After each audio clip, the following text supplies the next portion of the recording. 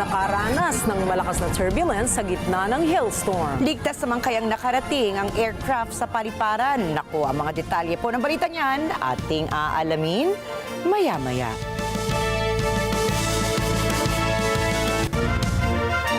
Magandang gabi. Ako po si Rikki Mathay. Ako si Rikki Alagao Flores. Ito ang mata ng Agila International. Para naman sa mga headlines ngayong araw ng Huwebes. Mahigit sa 30 cabinet secretaries ang Administrasyong Marcos Jr. nagsumite ng kanilang courtesy resignation. Pangulong Ferdinand Marcos Jr. dadalo sa ASEAN Summit sa Kuala Lumpur, Malaysia sa susunod na linggo. China umalma sa Golden Dome missile system ng Estados Unidos. Dalawang staff ng Israeli Embassy patay sa shooting incident sa Washington, D.C. At 3 katao patay sa pang-aararo ng kotse sa Taiwan.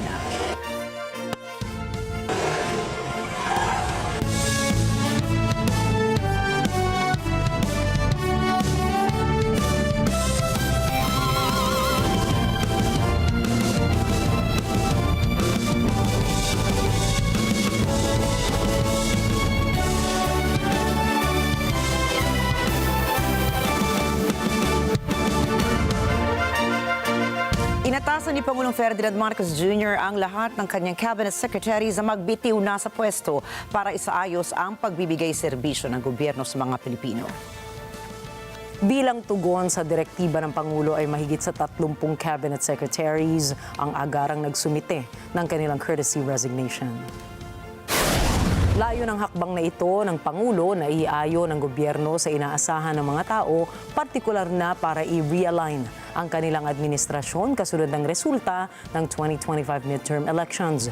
Sinabi ni Palace Press Officer Attorney Claire Castro na ang kahilingan para sa courtesy resignations ay naglalayong bigyan ng Pangulo ng panahon upang suriin ang performance ng bawat departamento. Gayon din anya para matukoy kung sino ang patuloy na maglilingkod alinsunod sa mga recalibrated priority ng kanyang administrasyon.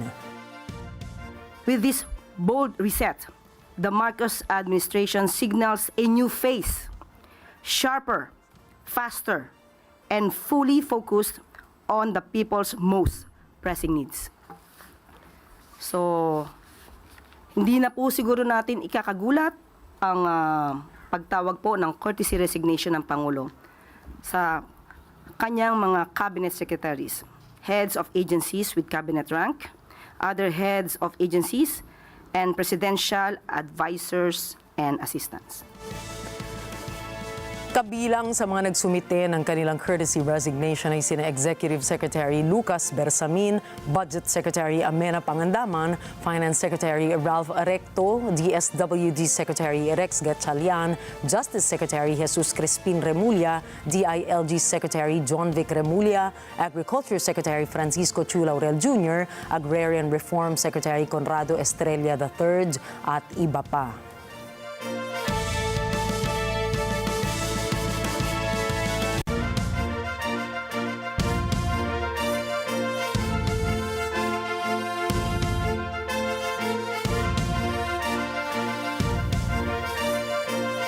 Bibisita si Pangulong Ferdinand Marcos Jr. sa Malaysia para makiisa sa 4th to 6th ASEAN Summit and related summits sa Kuala Lumpur.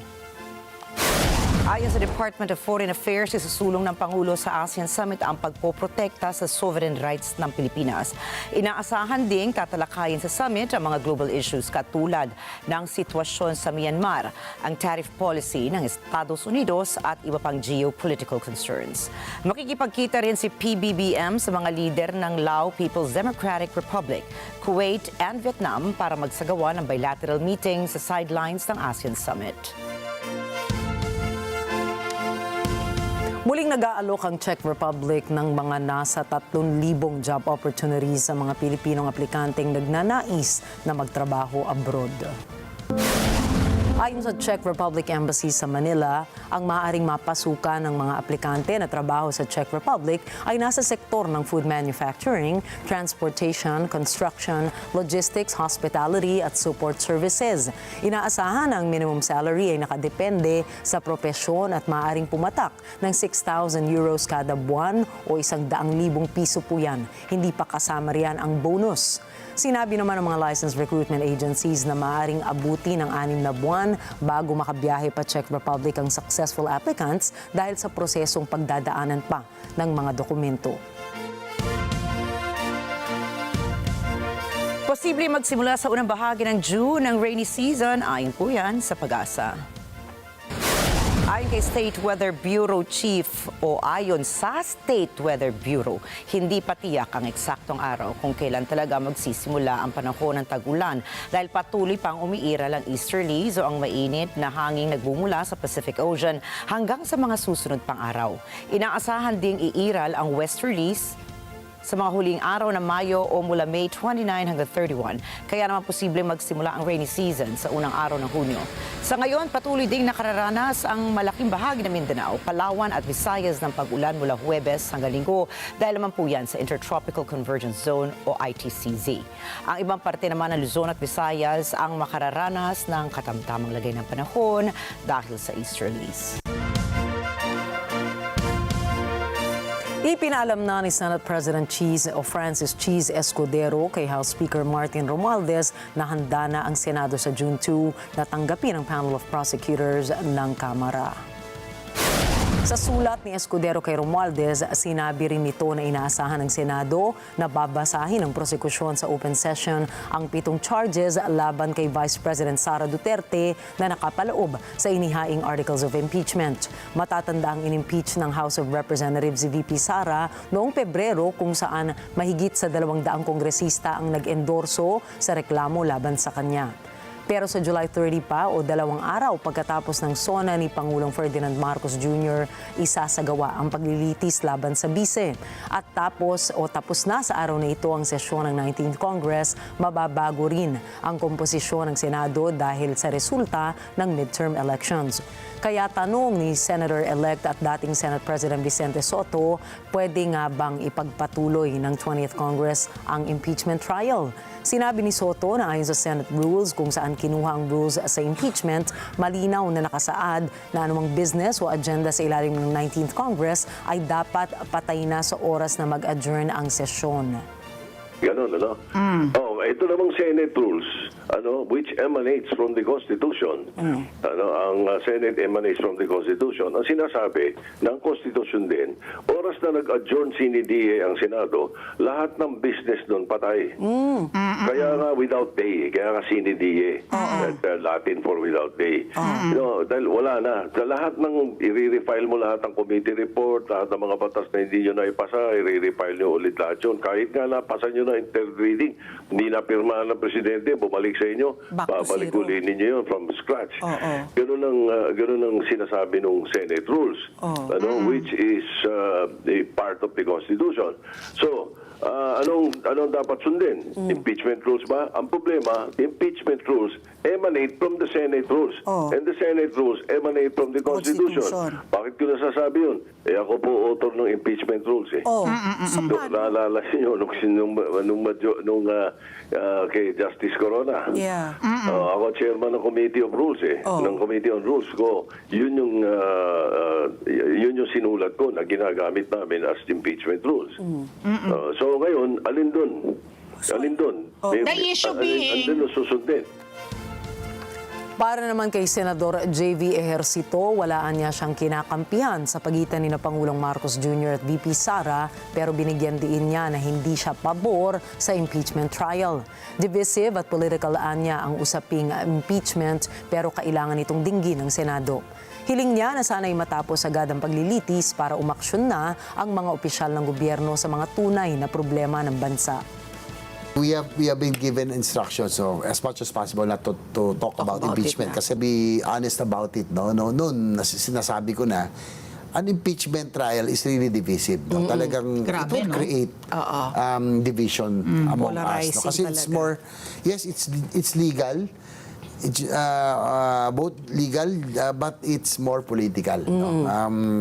Nakita naman na natin yan noon pa no? And I would think yung sinabi ni Congressman Toby Tiaco, the campaign manager, nakita naman natin na naka-apekto talaga dito sa performance ng administration candidate. Itong impeachment trial, itong early political bickerings, napaaga Parang sayang For yung 2028, ang ganda ng simula. No? Unity, ang ganda ng samahan ni President Bongbong Marcos, VP Sara, biggest margin ever. Ang ganda sana nung start. Nangihinayang ako na may nating problema at mga challenges that we really have to look into. Inaasahan namang magpapatupad ng bawas presyo sa pamasahe sa mga eroplano sa susunod na buwan. Ito ay kasunod ng pagpapatupad ng mababang fuel surcharge ng Civil Aeronautics Board o CAB. Ayon po sa CAB, kanilang ibinaba sa level 3 ang surcharge para sa June mula sa dating level 4 ngayong buwan. Ibig sabihin po niyan, magbabayad ng mga pasahero ng dagdag na 83 pesos up to 300 pesos para sa domestic flights, habang 273 pesos and 36 cents naman hanggang 2,032 pesos and 54 centavos para sa mga flights sa ibang bansa. Mas mababa po ito kumpara sa dating presyo na 117 pesos hanggang 342 pesos sa dagdag bayad para po yan sa domestic flights at 385 pesos and 70 cents hanggang 2,867 pesos and 82 cents naman para sa international flights sa ilalim ng level 4 surcharge.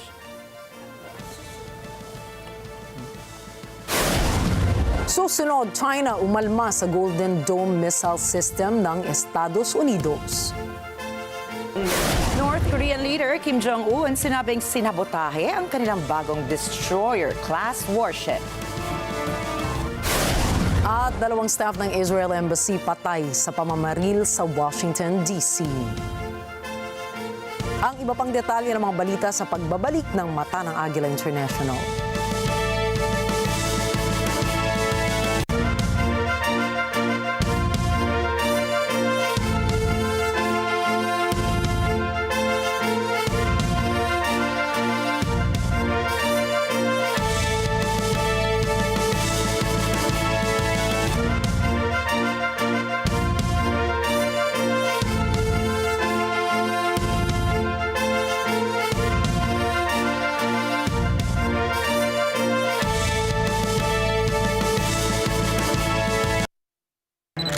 Is your business truly protected? In this episode, we dive deep into the world of insurance with JD Hulve, the CEO of Vanguard Insurance. Discover why having the right coverage could mean the difference between resilience and ruin. Don't miss this insightful discussion. It might just save your business. Open for Business with Cesar Vallejos, Sunday, 9 p.m. Sa NET25. Ramdam na ang tindi ng init ng araw. Para masigurong protektado ang ating kalusugan ngayong tag-init, narito ang ilang tips mula sa Department of Health. Kung maaari, huwag munang lumabas ng bahay tuwing matindi ang tirik ng araw. Siguraduhin din na lagi tayong nakakainom ng tubig, gumamit ng payong at sombrero, magdala din ng pamaypay. At para laging cool, samahan ng masayang talakayan ni na Ali Soto at Pat P. Daza dito sa ASPN. Ano sa palagay nyo? Lunes hanggang Biyernes, alas 8 hanggang alas 10 ng umaga, dito lamang sa NET25. Together sa NET25. May nanalo na! Nandito na ang ating bagong reyna, Miss Universe Philippines 2025 at Tisa Manalo. Bago niya masungkit ang corona, ang tindi pala ng hugot ng babaeng ito. Never nagkaroon ng bagong damit at sapatos nung bata siya. Nagbabantay ng sari-sari store, nagbebenta ng holen, nangangalakal ng bakal at bote, nagtitinda ng street food, at naging manikurista pa. Pero winner sa lahat ng racket. Ang journey to the prestigious crown ng ating pambansang manika at kwento ng kanyang buhay. Dito lang sa Corina Interviews, 6 p.m. Sunday sa NET25. Together sa NET25.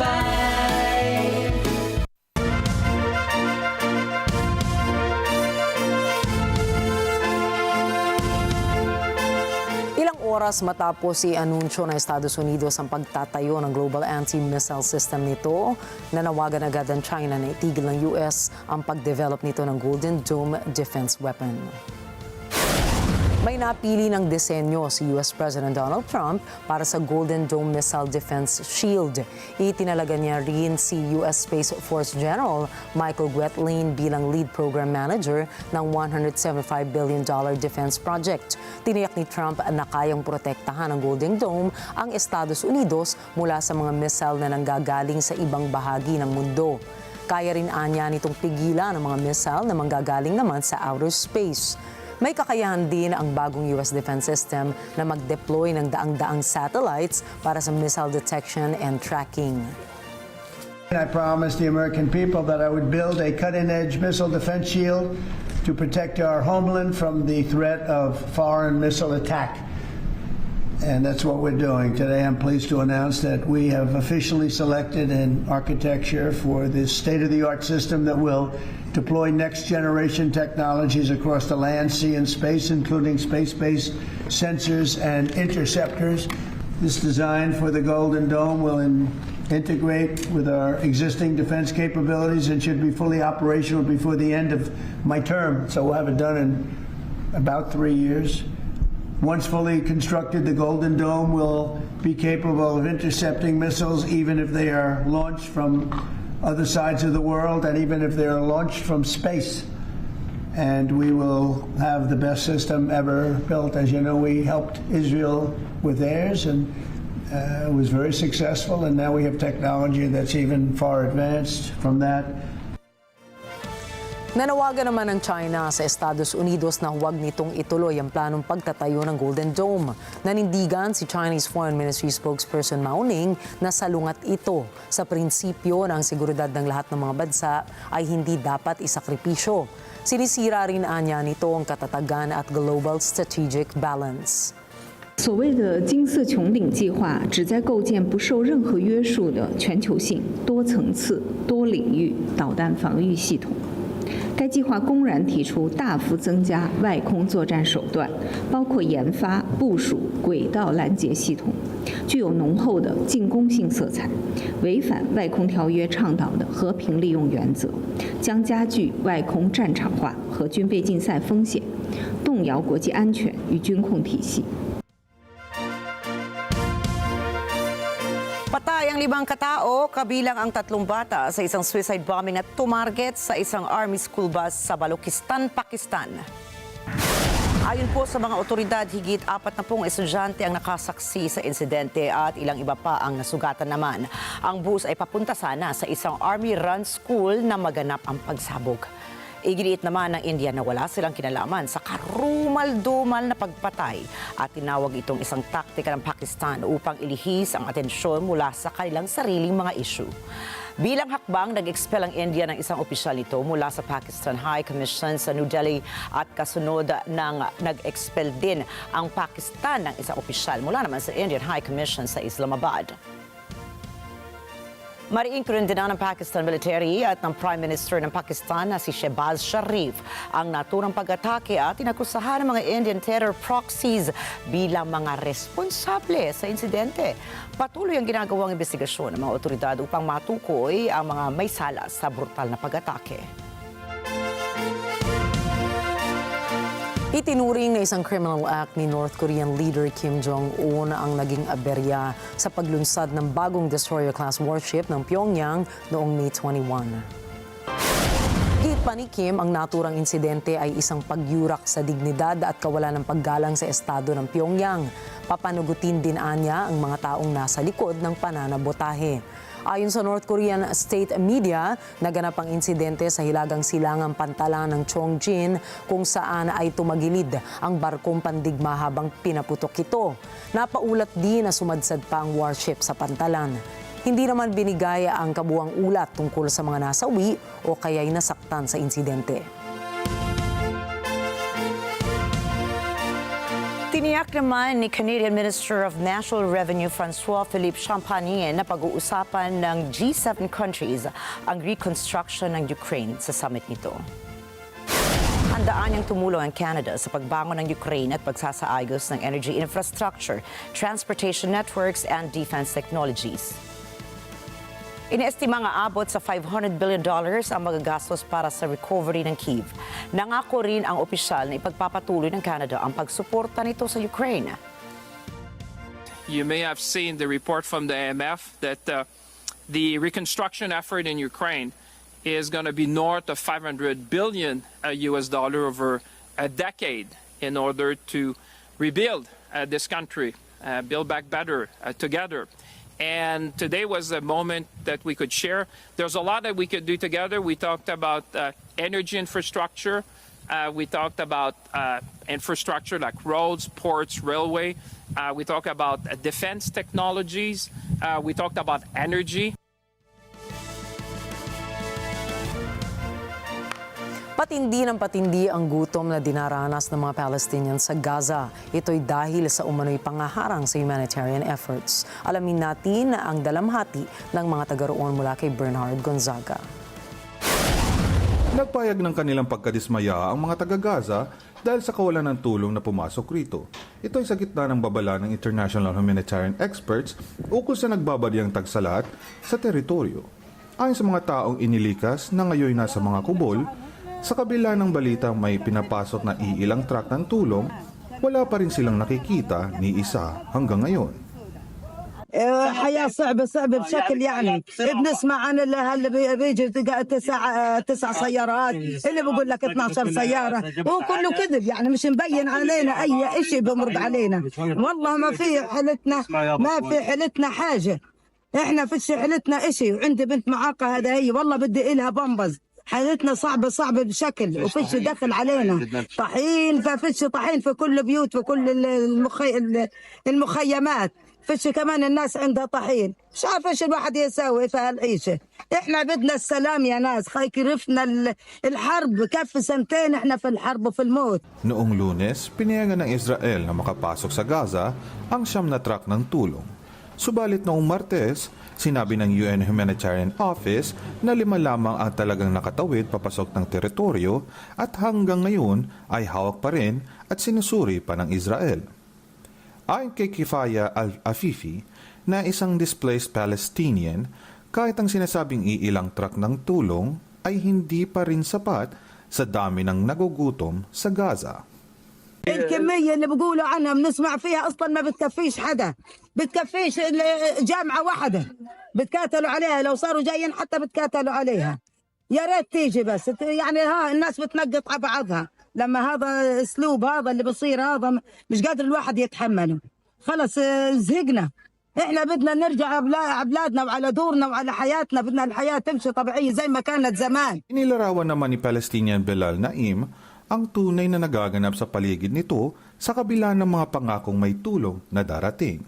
زي ما انتم شايفين دمار كامل والناس مرمى بين اكوام القمامة يعني شغله يعني لا يتحملها اي انسان على وجه الارض.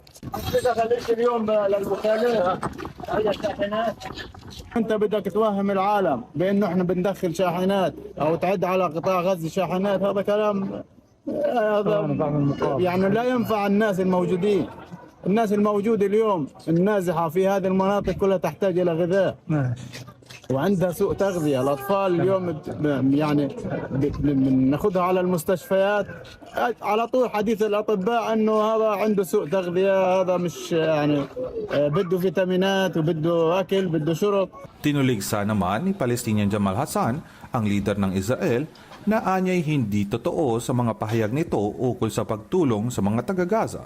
اليوم احنا بنسمع في الاخبار انه بدخل مساعدات، احنا ليس يوجد لدينا اي شيء مبين على الساحه الفلسطينيه او دخول اي مساعده فلسطينيه دخلها، لانه المجاعه الحقيقيه انظروها في الجامعه الاسلاميه وعلى مستوى قطاع غزه، اليوم الاطفال بيناموا بدون عشاء وبدون على وجبه واحده، هيو ينتظروا بيشربوا المي المالحه، شايفين كيف هذه المجاعه الحقيقيه الذي يوجدها الشعب الفلسطيني حاليا، وفيش اي واحد معطينا اهتمام للشعب. وكلامنا في اليوم اللي بعطي شعارات كذاب اني فتحت المعبر ودخلت كله هذا كذب منه فيش اي شيء موجود على الساحه الفلسطينيه باي دخول من المعابر. Samantala, nitong nakaraang 8 araw, higit sa 500 katao ang nasawi dahil sa pinag-igting na kampanyang militar ng Israel sa Gaza. Bernhard Gonzaga para sa Matangang Agila International. Trusted, connected, on point. Samantala, inakusahan ng Sudan ang United Arab Emirates ng pag-atake sa Port Sudan nitong Mayo. Sa una pong pagkakataon, sinabi rin ng Sudan na nangingialam ang UAE sa labanan ng Sudanese Army at ng paramilitary Rapid Support Forces. Alamin po natin ang detalye ng balita niya mula kay Marjorie Quintos. Sa gitna ng akusasyon ng Sudan ng panghihimasok sa laban ng sandatahang lakas ng bansa at ng Paramilitary Rapid Support Forces o RSF, itinanggi ito ng UAE at sinabing kinukondina nito ang drone attack noong 4 ng Mayo. Subalit isinalaysay ni Sudanese Ambassador to the UN Al-Harith Idris Al-Harith Mohammed ang basehan nito sa pag-aakusa sa UAE. Anya, ang pag-atake sa Sudan port noong 4 ng Mayo ay ginamitan ng warplanes at drones mula sa isang Emirati base sa Red Sea sa tulong ng Emirati ships. The key findings in this respect, one assumption could be the UAE military aircraft attacked by Sudanese armed forces in Niala airport on May 3, 25 killed 13 number of foreigners. Some say including even Emirati citizens, including Kenyan citizens co-pilot, may have driven the reprisal attack, including the attack on Port Sudan airport by the UAE. So therefore, if this was valid assumption, the UAE military base launched intentionally on May 4 a weaponized drone attack on Port Sudan airport from beyond or the Red Sea itself. In May 4, several OPS ground agents or group agents reported GPS jamming events resulting in the drone showing its position. Several hotspots were identified, including over the Red Sea. So in May 4 as well, at least 8 cruise missiles or drones were launched from over the Red Sea, reportedly launched from a UAE military base targeting Sudan. The Red Sea international water and air base has been used for at least 5 hours of concessions to attack Port Sudan airport. So, dagdag ng opisyal, layunin ng pag-atake na guluhin at ibukod ang Sudan sa panahon ngayon. The drone attack on Port Sudan airport and other cities was intended to disrupt and isolate Sudan during these telling times. This UAE strategy includes drone attacks on infrastructure and security institutions aimed at countering the influence of the Red Sea region attacks against Sudan. Anya, sinadyang atakihin ng UAE at ng RSF ang Sudan dahil sa estrahitikong lokasyon nito sa rehiyon. So, the UAE establishment of a military base in other areas, across the Red Sea reflects a strategic interest in securing in East Africa integrity routes. It is expanding its expanding influence in the Horn of Africa, which is now an asset for regional instabilities. So the attack highlights the ongoing security challenges and threats faced in the region, impacting both local and international interests. So the key finding, the UAE and RSF have strategically planned to attack Port Sudan, a vital maritime hub for the Red Sea, plays a crucial role as temporary capital of Sudan and government dignitaries and security residents, and also a safe haven for the displaced in their southlands.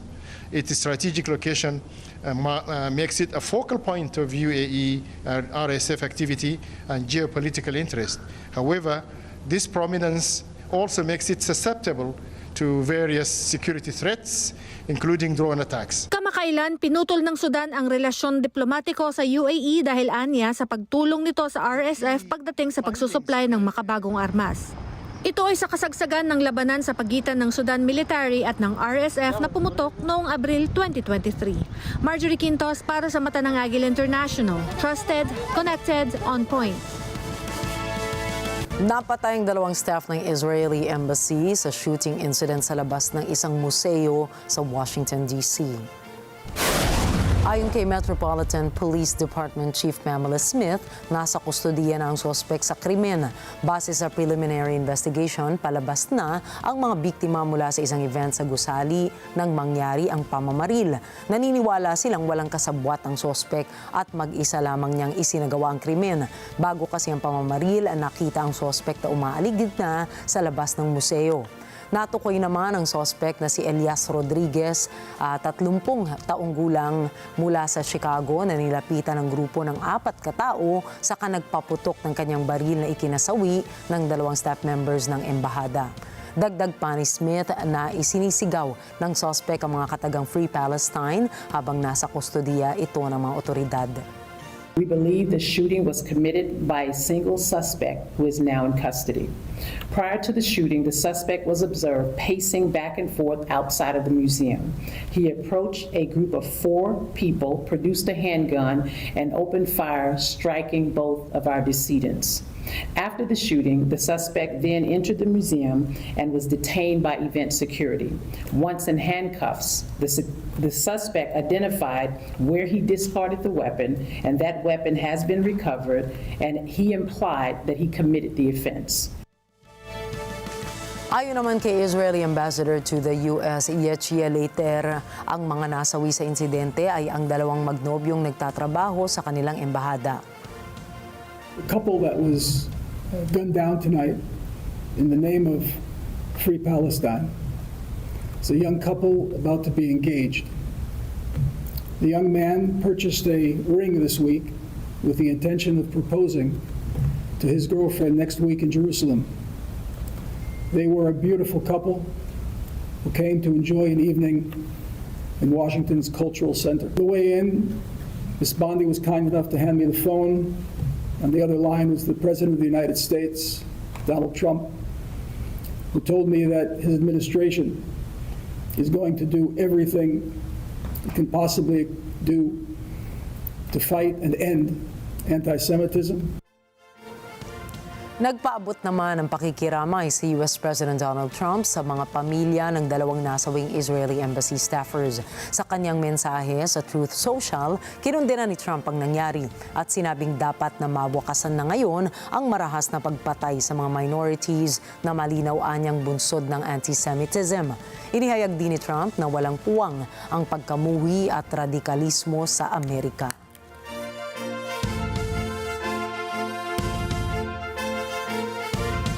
Libo-libo, yan pong bilang ng US visas na binawi na ni State Secretary Marco Rubio. At para sa opisyal, marami pa riyan ang dapat trabahuhin.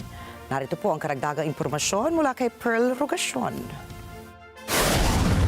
Noong Martes, halos hindi na mabilang ni State Secretary Marco Rubio ang dami ng US visas na binawi na ng kanyang tanggapan. Ayon kay Rubio, marahil ay nasa libo-libo na ito at marami pa ang babawiin sa darating na mga araw. Back in March, you noted that you had revoked some 300 student visas using the 1952 Immigration and Nationality Act, which specifically says the Secretary of State can revoke a visa if an alien's activity in the U.S. would have a serious adverse foreign policy consequence. And that issue of 300, what's the number up to now? How many visas have you revoked? I don't know the latest count, but we probably have more to do. Can you give us an estimate? Probably in the thousands at this point, depending. Not all of them are under that statute. Some are people. So there's 2 visa revocations. I don't want to go into SEVIS. It's a separate issue. No. They're related, but we can't conflate them because they're 2 different. One is the one you've just cited, national interest of the United States.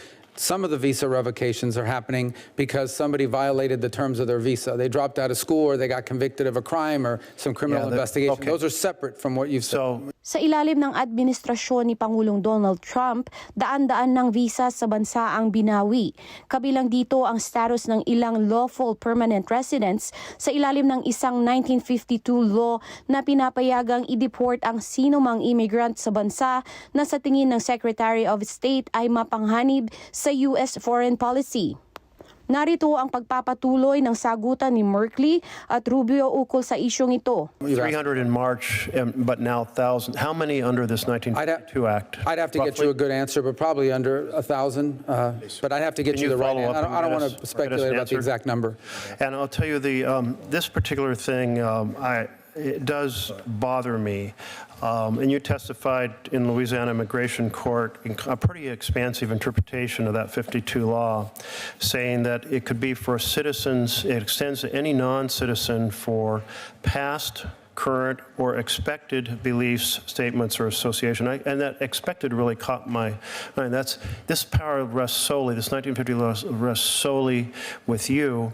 And your interpretation sounds like you're saying if you, the Secretary of State, think you expect someone's beliefs or statements, past, current, or future, then you can toss their visa. The visa is not a right, it's a privilege. Pearl Rogasyon para sa mata ng Agila International. Trusted, connected, on point. Kinumpronta ni U.S. President Donald Trump si South African President Cyril Ramaphosa. Nasa White House ang South African President para isulong ang magandang samahan nila ng Estados Unidos. Sa ginawang pulong sa Oval Office ay ipinakita ni Trump sa Pangulo ng South Africa ang video ng hate speech at genocide laban sa mga white South African farmers. Inakusahan ni Trump si Ramaphosa na kinukumpiska mga lupain ng mga white farmers at kanila itong pinagpapatay. A lot of people are very concerned with regard to South Africa, and that's really the purpose of the meeting, and we'll see how that turns out. But we have many people that feel they're being persecuted, and they're coming to the United States. So we take from many locations if we feel there's persecution or genocide going on. And we had a lot of people. I must tell you, Mr. President, we have had a tremendous number of people, especially since they've seen this. Generally, they're white farmers, and they're fleeing South Africa, and it's a very sad thing to see. But I hope we can have an explanation of that, because I know you don't want that. It's a kind of a different meeting. Normally, we have meetings, we talk about trade, and we'll be talking about trade and other things. But that certainly will be a subject that comes up.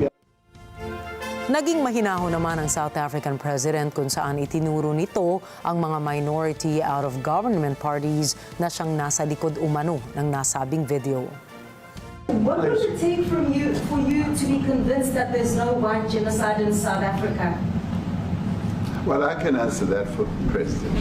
It will take President Trump listening to the voices of South Africans, some of whom are his good friends, like those who are here.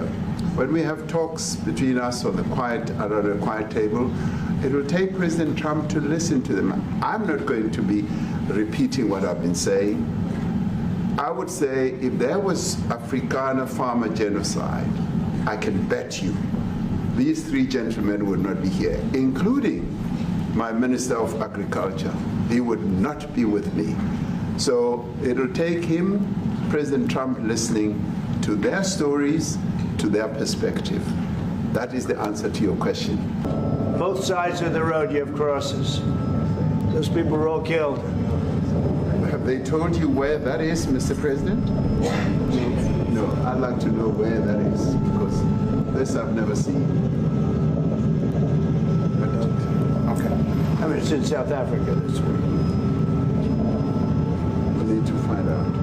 Let me clarify that, because what you saw, the speeches that were being made, one, that is not government policy.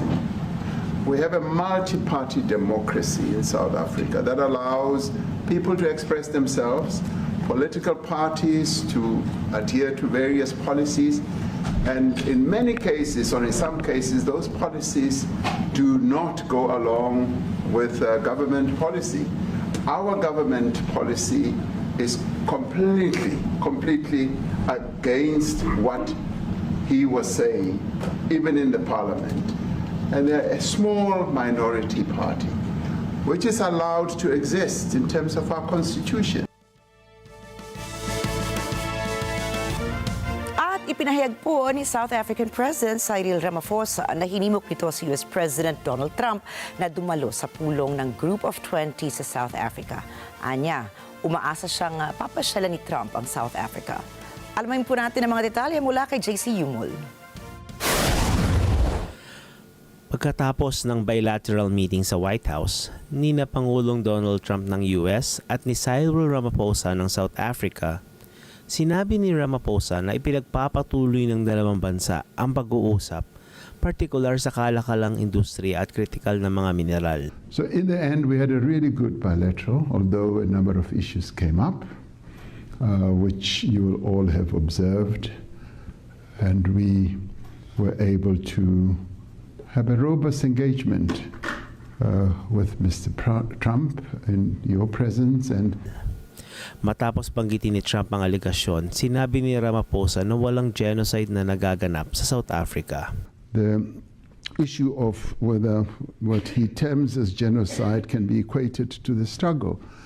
And of course it cannot, because there is just no genocide in South Africa.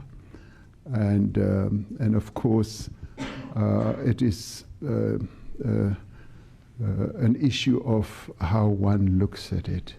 Noong Disyembre, naatasan ng ICJ o World Court na bumuo ng advisory opinion ukol sa pananagutan ng Israel sa pangunahan pagpapadala ng tulong sa Palestinians na idinedeliver ng Estados Unidos at iba pang grupong internasyonal.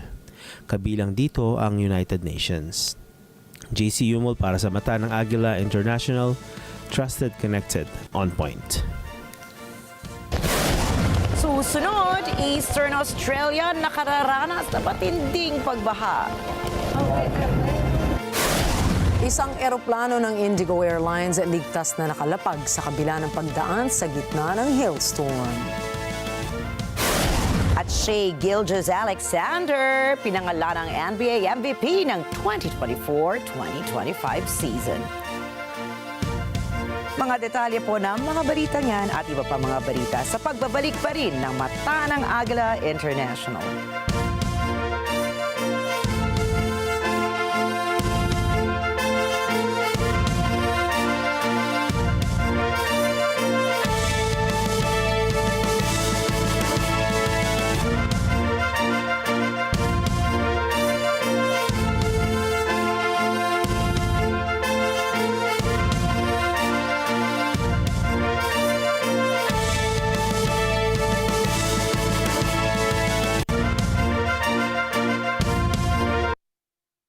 Ngayong linggo sa Cine Throwback. Stressed ka na ba sa daily routine mo? Why not shake things up with a new twist? Well, be careful what you wish for. Baka sa huli, na-miss mo rin ang dati. Samahan si Sean at ang kanyang mga kaibigan sa nakakatuwang adventures na siguradong pampawala ng stress. Alas 12 ng tanghali, dito lang sa NET25. Let's net together sa NET25.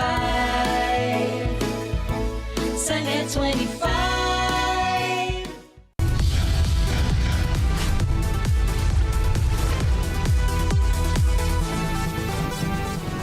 Sa kasulukuyang henerasyon, marami na ang nag-viral.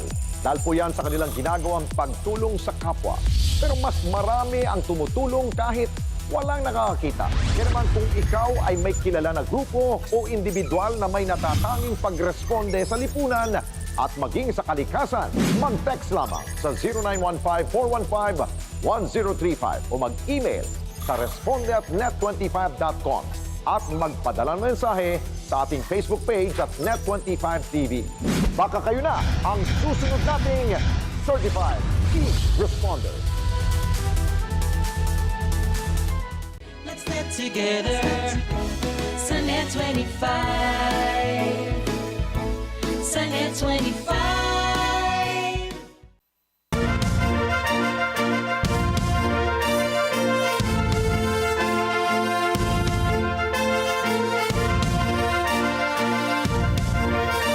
Babalik ka Mata ng Agila International sa pagpapatuloy po ng ating mga balita ngayong gabi.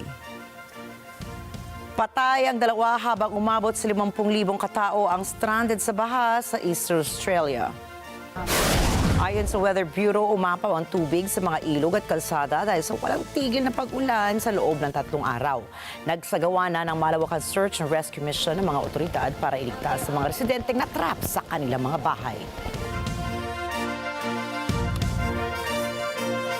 Magkakadikit na bagyo sa northern at eastern Alabama ang dahilan ng pagkakasakit sa 2 katao, nagpabagsak sa mga linya ng kuryente at puminsala sa mga gusali doon. Narito ang report ni Terilyn Cunanan.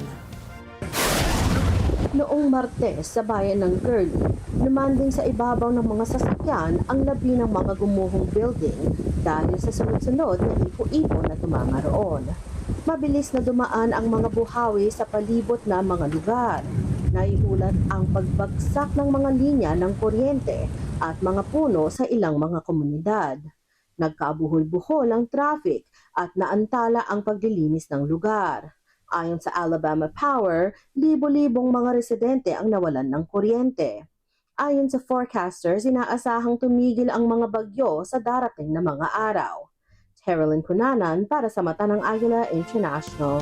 Trusted, connected, on point. Nagtulungan naman po ang mga bumbero sa Cadereyta, Mexico matapos sumabog ang oil plant sa lugar. Ayon po yan sa Civil Protection Agency. At ayon sa lokal na ulat, dinala sa mga pagamutan ng isang first responder na nasaktan sa operasyon habang nailikas naman ang nasa 11 trabahador sa planta. Wala naman pong nasawi sa pagsabog.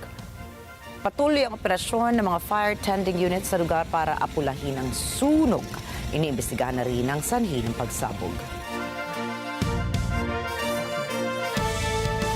Hindi naman nakaligtas ang 3 pedestrian sa Taiwan matapos araruhin ang humaharurot na kotse. Kabilang sa nasawi ay 2 babaeng 12 anyos at 40 anyos ang edad habang nakoma naman ang 78 anyos na driver. Sugatan din ang 12 iba pa ayon sa ulat ng New Taipei government at ng fire department. Nagpaabot naman ang pakikiramay si Taiwanese President Lai Ching-te sa pamilya ng mga nasawi at sa mga nakaligtas sa trahedya. Patuloy na inaalam ng mga investigador ang sanhi ng car ramming. Naipit naman sa hailstorm ang isang eroplano ng Indigo Airlines. Sakay ng Indigo Flight 6E2142. Ang 227 air crew at passengers nang bigla itong makaranas ng turbulence. Kaagad na tumawag ang piloto ng Indigo sa air traffic control sa Srinagar at nagdeklara ng emergency landing.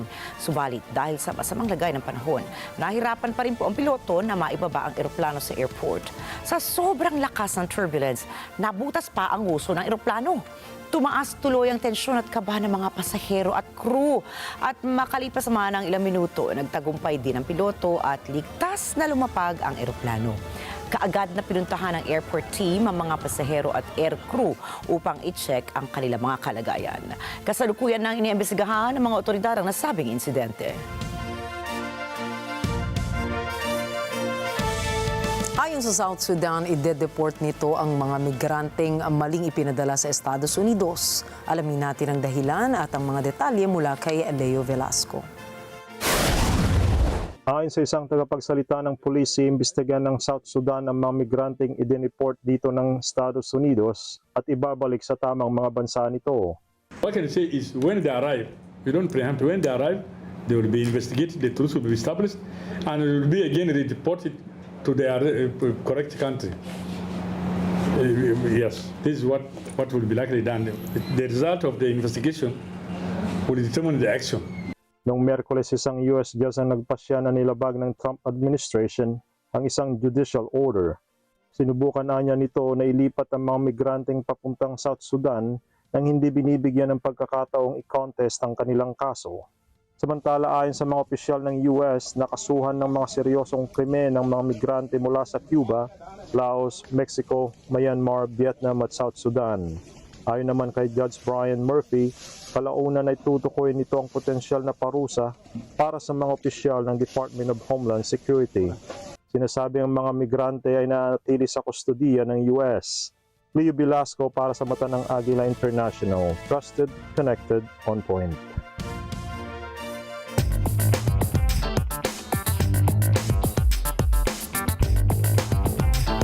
Available na po sa European market ang Dolphin Surf, ang budget-friendly electronic vehicle ng BYD.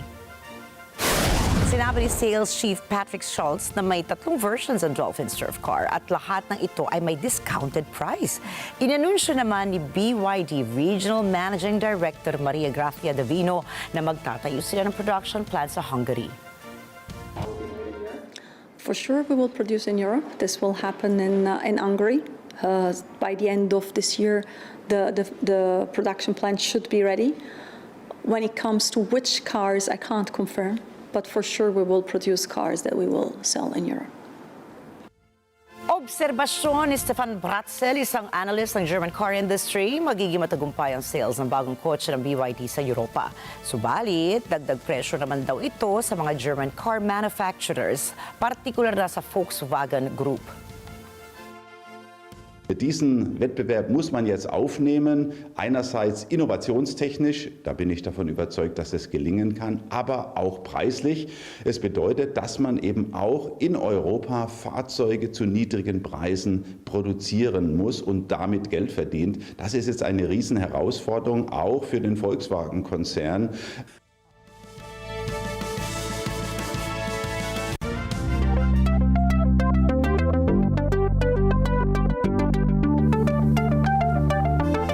Matapos ilunsad ang kanilang trifold phone, ay plano namang kalabanin ng Huawei ang Lenovo sa pamamagitan ng pag-develop ng sarili nilang foldable laptop.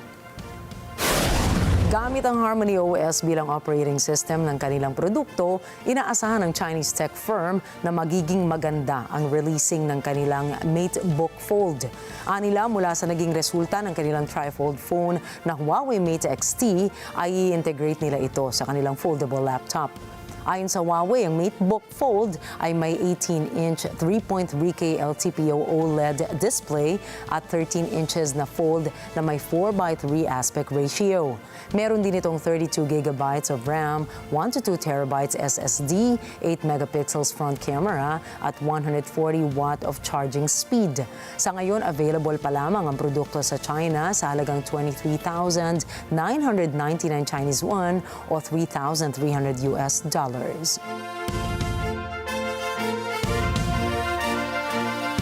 Maglalabas ng 300 million pounds or that's $403 million ang Marks & Spencer dahil sa cyber attack.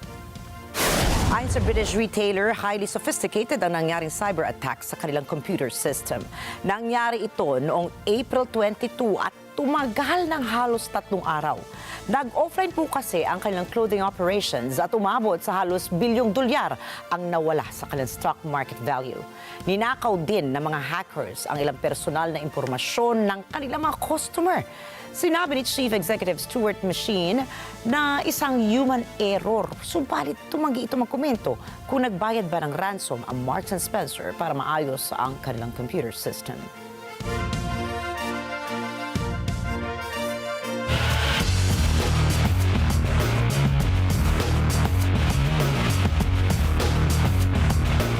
Sinabi ni Serbian tennis player Novak Djokovic na itutuloy niya ang paglalaro sa French Open kahit na wala pa rin siyang nakukuhang coach.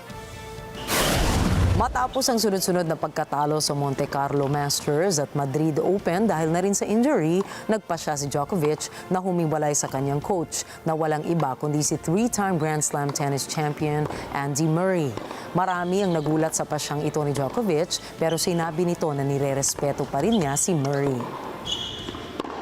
We agreed that we should part ways as coach and player, that we felt like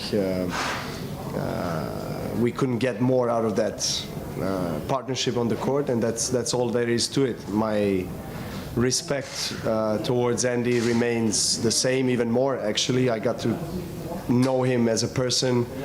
I think he has a brilliant tennis IQ. He has a very rare mind of a champion that obviously has achieved what he has achieved, and he sees the game incredibly well. We just, I guess, didn't, how can I say, we didn't reach what we both hoped that we can reach in a relationship in terms of results, and And that's all there is to it. You know, sometimes it works, sometimes it doesn't. We gave it a try, and that's it. Bago sumabak sa French Open ay sumali muna si Djokovic sa Geneva Games. Samantala, kinuranahan po bilang NBA's most valuable player si Oklahoma City Thunder guard Shai Gilgeous-Alexander. Inanunsyo ng NBA ang naturang desisyon kasunod ng unang conference finals appearance ni Shai kung saan ipinanalo niya ang kanyang kupunan laban sa Minnesota Timberwolves.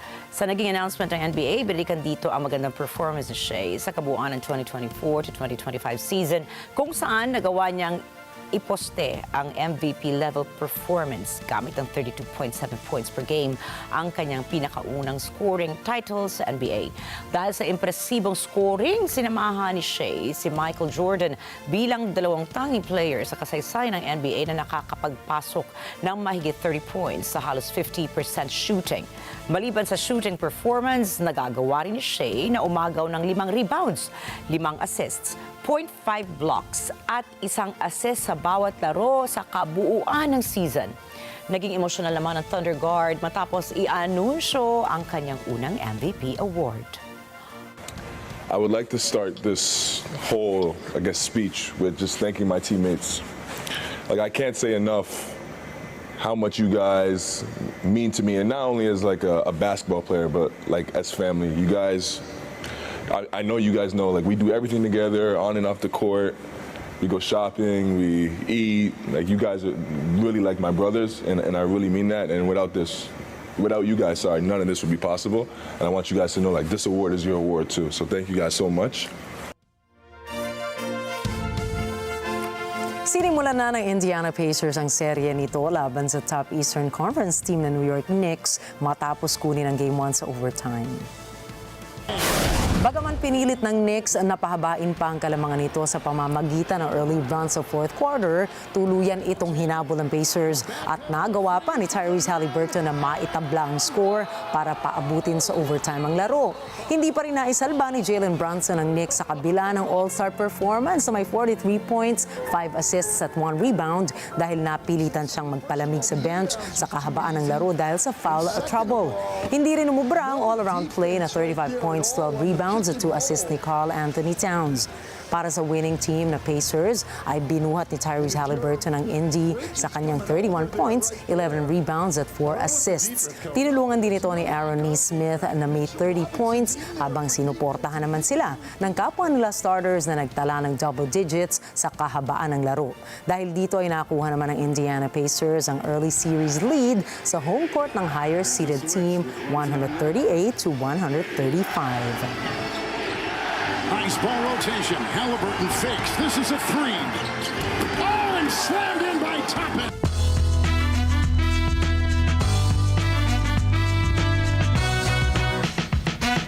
And after 6 long years, nakatapos na ng kursong abogasya si Kim Kardashian. Masaya pong pinost si Kim sa Instagram ang kanyang mini graduation ceremony. Binati rin siya ng congratulations ng kanyang super supportive na kapatid na si Chloe. Pumasok din ang reality TV star sa 4-year apprenticeship sa San Francisco noong taong 2022. Hindi po si Kim ang unang miyembro ng pamilya nila na nag-aral na abogasya. Ang kanyang amang si attorney Robert Kardashian ay naging abogado noon ni O.J. Simpson.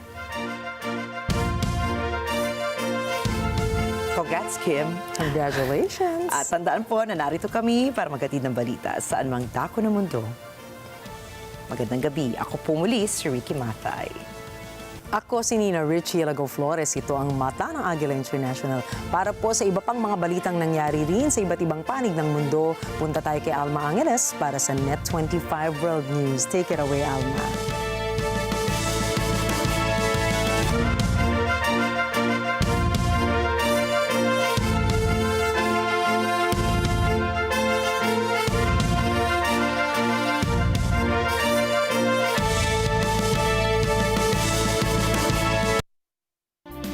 Thank you, Nina and Rikki. Good evening, everyone. I'm Alma Angeles for NET25 World News on tonight's headlines.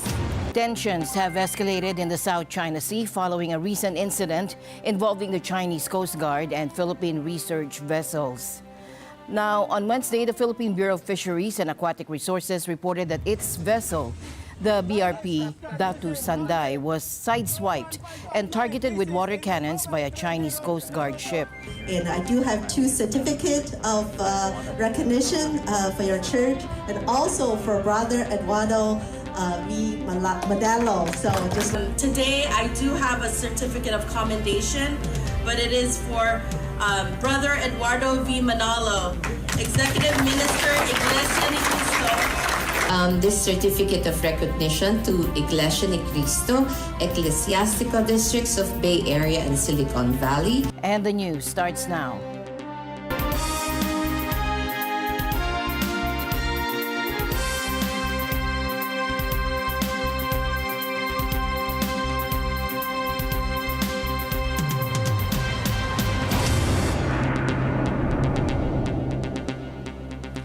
Tensions have escalated in the South China Sea following a recent incident involving the Chinese Coast Guard and Philippine research vessels.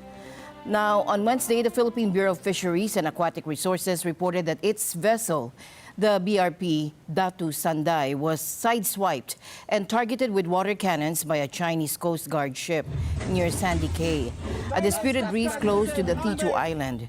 Now, this marks the first time water cannons have been used against Philippine vessels in this area. Well, this is the first time that the Philippine vessel, Bureau of Fisheries and Aquatic Resources, experienced water cannon sa loob ng territorial sea ng Pag-asa, habang ang ating BFAR vessel ay nagkakandak ng marine scientific research patungo sa Pag-asa K2. But despite of that, the Philippine government, kasama ang Philippine Coast Guard and the Bureau of Fisheries and Aquatic Resources, is still going to pursue ang ating marine scientific research dito sa mga Pag-asa case. It will not prevent the Philippine government in conducting MSR within the territorial sea of Pag-asa. And I would also like to add na bukod sa harassment ng dalawang China Coast Guard vessel ng 21559 and 5103, the PLA Navy helicopter was also launched. Nagpalipad din sila at a very low altitude of less than 500 meters sa ibabaw ng ating mga BFAR vessel. I think the message of the Bureau of Fisheries and Aquatic Resources, the Philippine Coast Guard, and all government agencies pagdating sa usapin ng Pag-asa K is that it will never stop our government in conducting all this marine scientific research, and that we have sovereignty over these waters, and that despite of their harassment and bullying, ang atin pong BFAR, ang Coast Guard ay patuloy pa rin pong gagawin ng marine scientific research dito, and it will not stop us in doing this operation. Well, I don't think that whatever actions that we're going to do, it will stop the harassment of the Chinese government. Despite of whatever actions that we carry out there, alam naman natin na haharasin tayo ng China. So it's not our burden na mahinto itong ganitong harassment. It's because we're only on the receiving end of their harassment.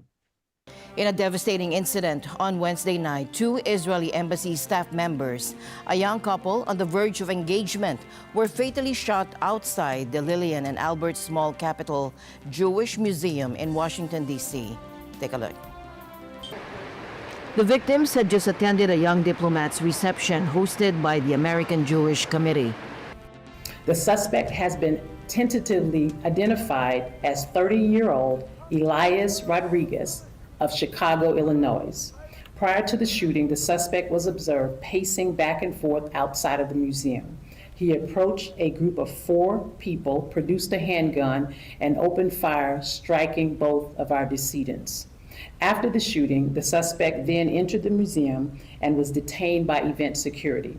Upon arrest, he reportedly chanted, "Free, free Palestine," while in custody. Free, free Palestine! Free, free Palestine! Suggesting a possible political or ideological motive. Authorities recovered the weapon used and confirmed that Rodriguez had no prior criminal record. Israeli Ambassador Yeshua Leiter shared that the male victim had recently purchased an engagement ring, intending to propose in Jerusalem the following week. The couple that was gunned down tonight in the name of Free Palestine is a young couple about to be engaged. The young man purchased a ring this week with the intention of proposing to his girlfriend next week in Jerusalem. They were a beautiful couple who came to enjoy an evening in Washington's Cultural Center. The attack has drawn widespread condemnation. U.S. President Donald Trump labeled it a heinous anti-Semitic act and emphasized that such hatred has no place in the United States. On the way in, Ms. Bondi was kind enough to hand me the phone.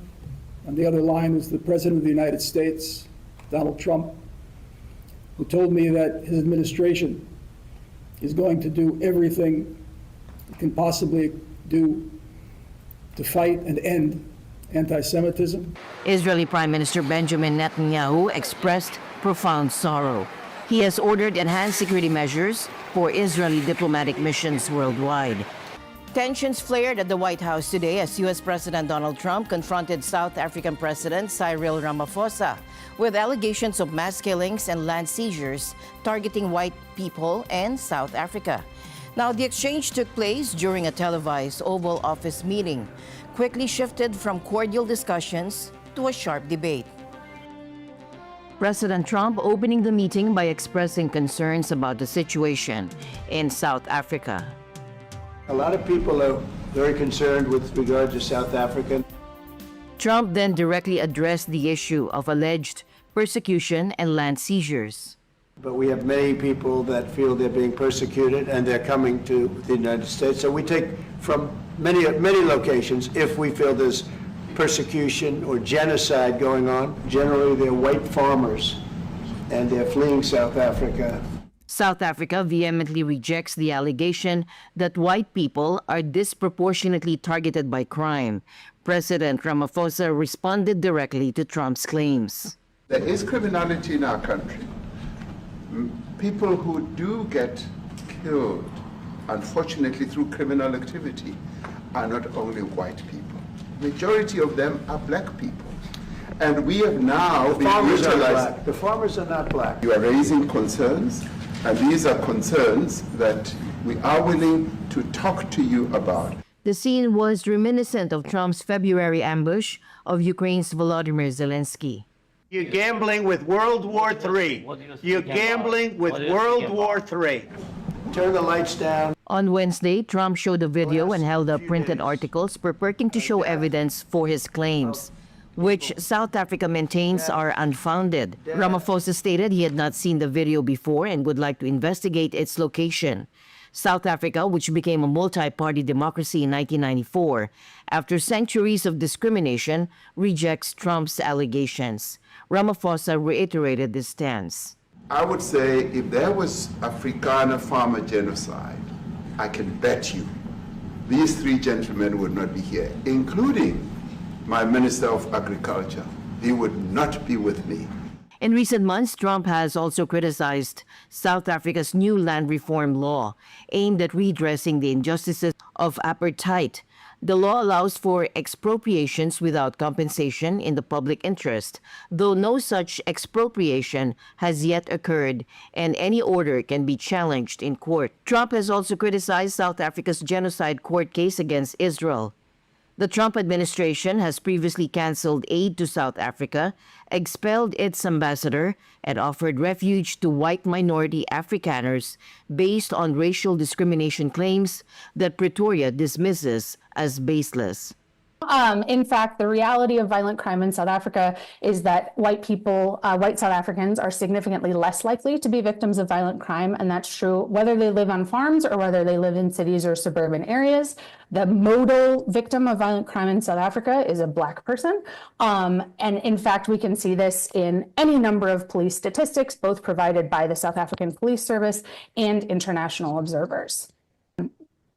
So it is It's not widely accepted. It's not even widely accepted by the groups that have been most at the forefront of this campaign trying to get the attention of policymakers abroad. So groups like AfriForum, groups like the Urania movement have explicitly said they are not out here propagating a narrative of white genocide. When we see the white genocide talking point, it primarily comes from either paramilitary groups in South Africa or international activists. Most famously, probably, and most publicly, Elon Musk has been a major proponent of this, and we saw this in not only his own personal statements, but allegations that he manipulated the Grok algorithm to sort of foreground this narrative of white genocide, but it is not actually something that people in South Africa take seriously at all. Staying in the U.S., a congressional hearing erupted into a contentious exchange as Democratic Senator Chris Van Hollen confronted U.S. Secretary of State Marco Rubio. The already tense session took a sharply personal turn when Van Hollen declared he regretted his vote to confirm Rubio, unleashing a torrent of accusations regarding the administration's foreign policy on issues from Sudan and Ukraine to the humanitarian crisis in Gaza. The heated back and forth, punctuated by personal jabs and the chairman's attempts to restore order, highlighted the deep divisions in Washington's approach to global affairs. Take a look. We are engaged in the world, but we're going to be engaged in a world that makes sense and that's smart. U.S. Secretary of State Marco Rubio on Tuesday insisted that the Trump administration was not withdrawing from the world. That's as Rubio fought criticism by some members of the Senate Foreign Relations Committee of the administration's cuts to foreign aid and diplomatic budgets. You're not going to like all the changes, but I want you to know what the intent of the changes are. It is not to dismantle American foreign policy, and it is not to withdraw us from the world. Because I just hit 18 countries in 18 weeks. That doesn't sound like much of a withdrawal. Rubio said that many of the programs he has cut did not serve U.S. interests, and that Washington would remain the world's most generous donor of humanitarian aid. I didn't ask. Senator, please let the Secretary have you. In a sometimes feisty first testimony as Secretary of State, Rubio was challenged over his role in the administration's crackdown on immigration, Trump's engagement with Russian President Vladimir Putin, and the decision to prioritize the resettlement in the U.S. of white South Africans versus refugees from elsewhere. Here's Democratic Senator Chris Van Hollen. While you've turned away from a genocide in Sudan and invented one in South Africa, you teamed up with President Trump to throw the Ukrainian people under the bus and have been played like a fiddle by Vladimir Putin. Of course, Donald Trump not only said he would end the war in Ukraine on day one, he also said he would end the war in Gaza on day one. And yet last week you were all running around to Gulf states, giving away very sensitive American AI and ships technology, but doing nothing to end the war in Gaza and get the remaining hostages returned. You know that for 78 days, the Netanyahu government did not allow a scrap of food to enter Gaza to reach over 2 million civilians. 57 children have died from malnutrition so far, and more than 14,000 children are in imminent danger of dying of starvation. And I have to tell you directly and personally that I regret voting for you for Secretary of State. I yield back. May I respond? You may, sir. Well, first of all, your regret for voting for me confirms I'm doing a good job, based on what I know. Well, that's just Your a record and flippant what you statement, stand Mr. for. Secretary. Can I respond, Mr. Chairman? You may. I didn't ask. Senator, question. please let the Secretary have I'd be the happy floor. to, but then I can respond to his. Your time's up, Senator, and willfully used, I might add. Well- your remarks do not represent the view of this committee. Well, Mr. Secretary, please. Well, I'd like to. I can't respond to everything he said because much of these are untrue, but I'll go through a few. First of all, I'm actually very proud of the work we've done with USAID. For example, I don't regret cutting $10 million for male circumcisions in Mozambique. I don't know how that makes us stronger and more prosperous as a nation. I raised don't regret Sudan, Mr. psychosocial support services. I raised USAID. Sudan, Mr. Secretary. Can I respond, not Mr. Senator, Chairman, or do I- Senator, I'd ask you to suspend. You had 7 straight minutes. I chose to use my time that way, Mr. Chairman. That's my right to Please use my suspend time that way. Secretary Rubio. We deported gang members, including the one you had a margarita with. And that guy is a human trafficker, and that guy is a gangbanger, and the evidence is going to be clear in the days to come. Mr. You're Chairman, going to see who you went to look, defend. I'm sorry, Mr. Chairman. Secretary Rubio has the floor. Mr. Chairman, he can't make unsubstantiated Senator, comments like that. Secretary Rubio has the floor. You've had Secretary your time. Rubio should take that testimony to the federal court in the Senator, United States because well, he hasn't done it under oath. here's another point, okay?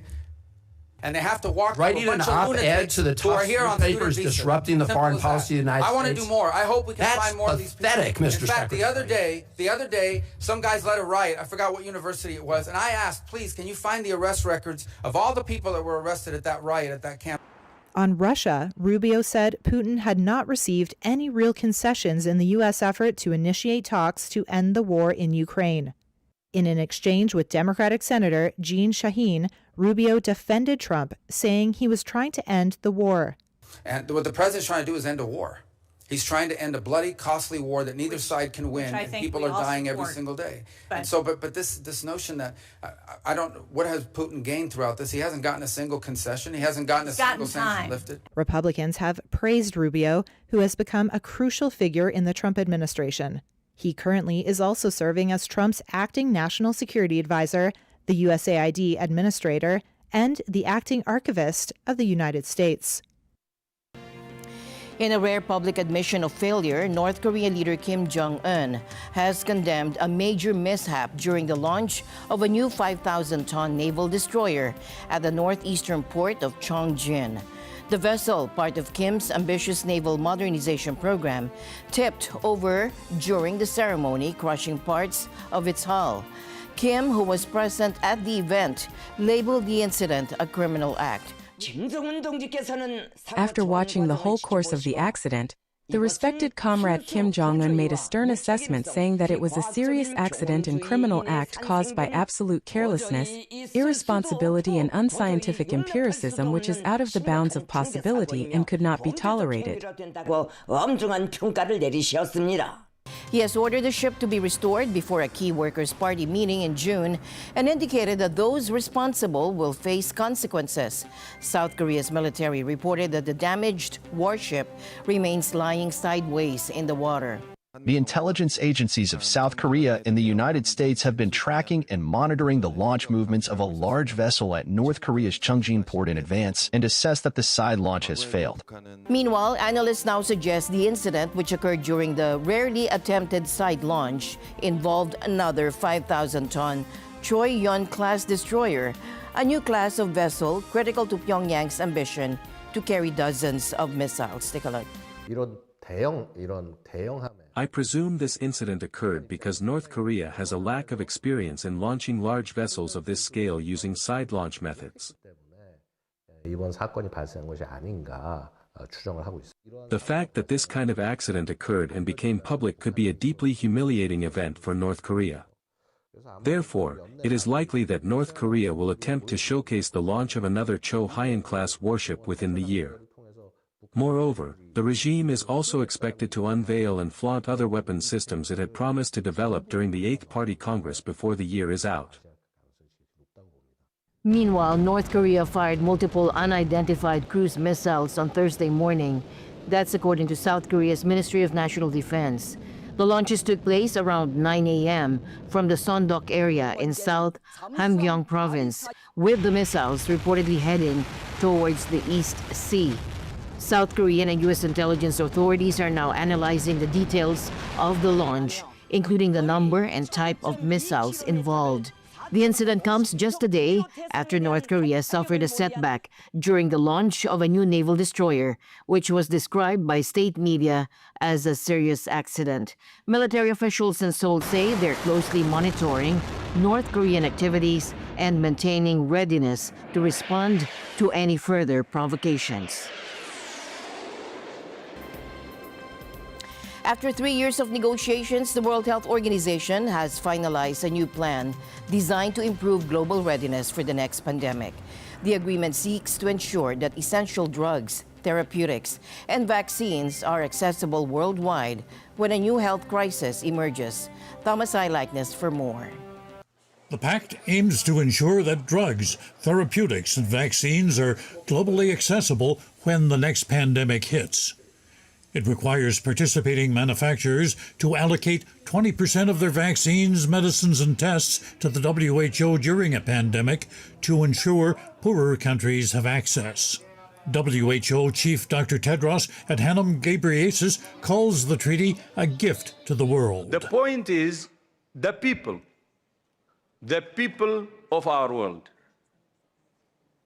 This is about making the world safer for them and their children and grandchildren, for us, for our children and our grandchildren.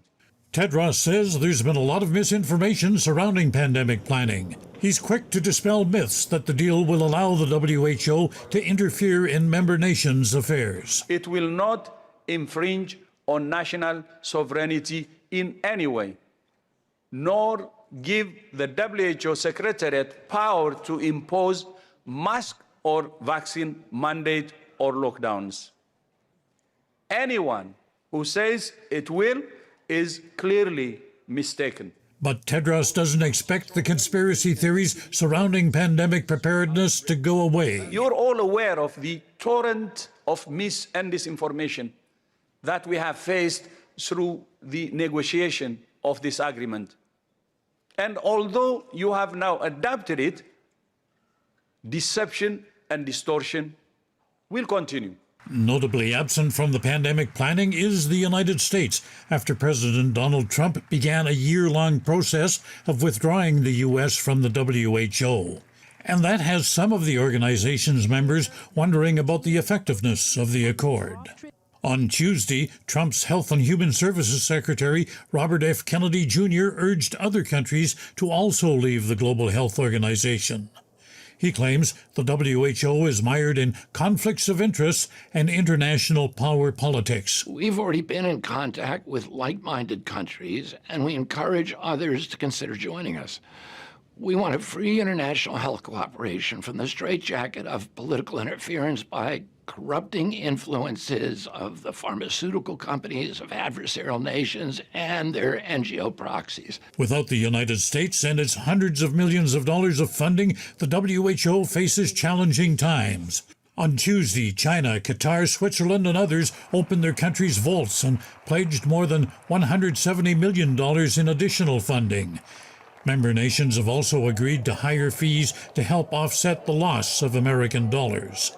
Still, Tedros says dozens of countries will suffer the consequences of a funding shortfall. In at least 70 countries, patients are missing out on treatments. Health facilities have closed. Health workers have lost their jobs. And people face increased out-of-pocket health spending. And while it looks like the U.S. will exit the organization next January, things could change. Just days after saying the U.S. would leave, Trump muddied the waters by saying, well, he might reconsider rejoining the agency if its staff cleans it up. Like with many of Trump's other decisions, confusion abounds. Thomas I. Likeness, NET25 World News. And the news continues here on NET25. We'll be right back.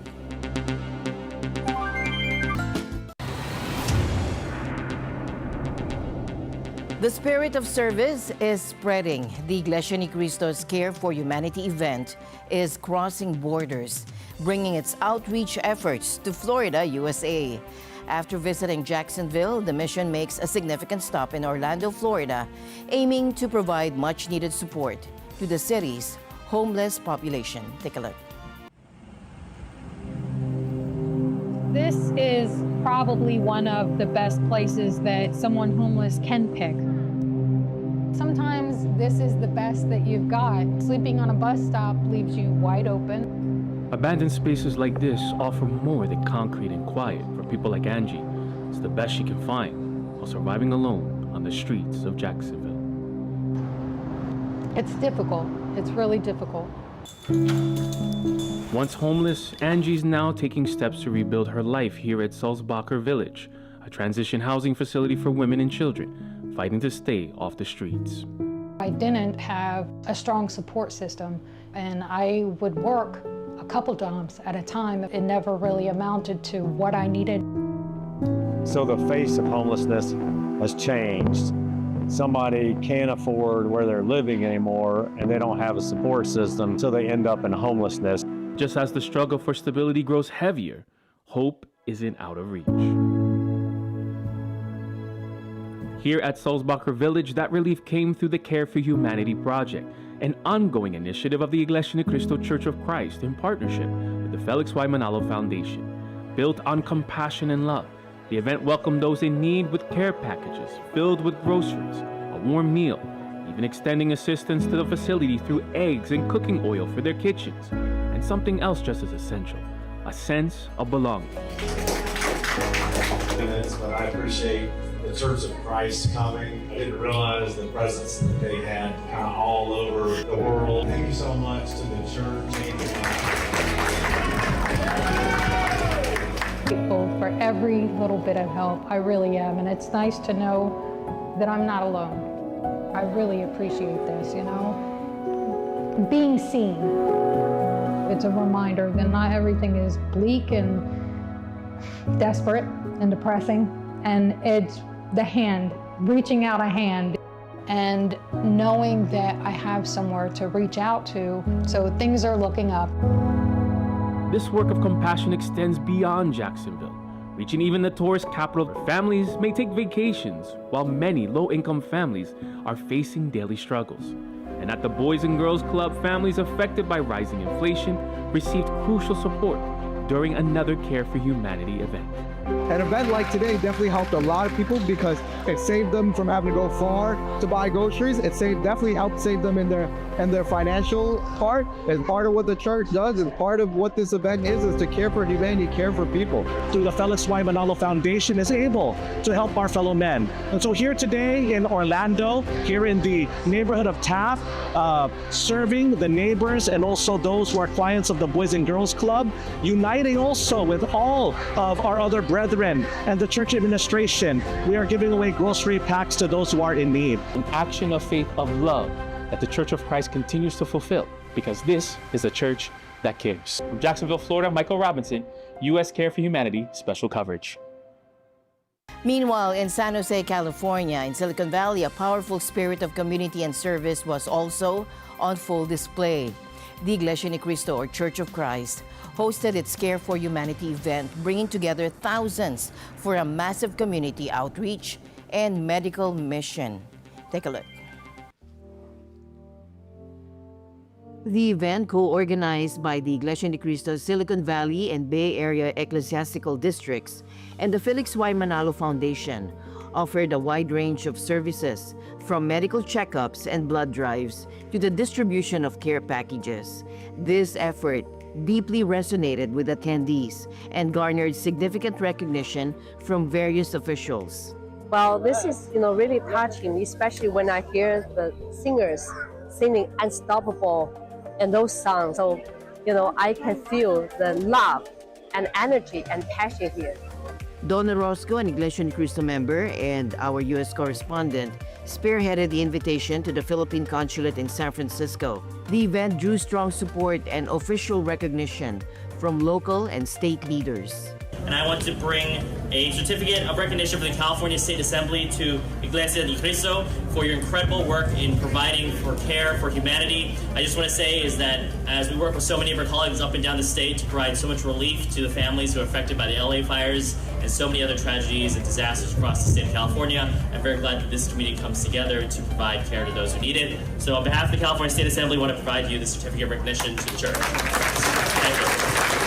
So I am just very moved by the humanitarian work your church do for our community. So I just want to thank you for all you do. And I do have 2 certificates of recognition for your church, and also for Brother Eduardo V. Manalo. So I just want to thank him for his leadership, for leading this church and upholding and uplifting the spirit of our community and providing service all our community needs. So thank you so much. I will represent Mayor Lisa Gilmore from the city of Santa Clara within my district. She's very sorry that she couldn't be here today, but Mayor Gilmore has a certificate of special mayoral recognition for Iglesia ni Cristo.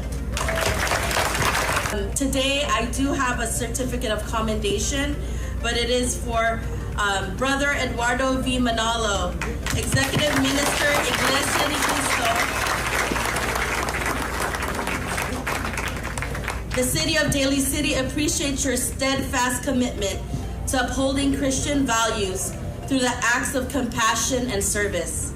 Your leadership in guiding Iglesia Ni Cristo and extending help to those in need across the globe through the Care for Humanity outreach program exemplifies the spirit of faith in action.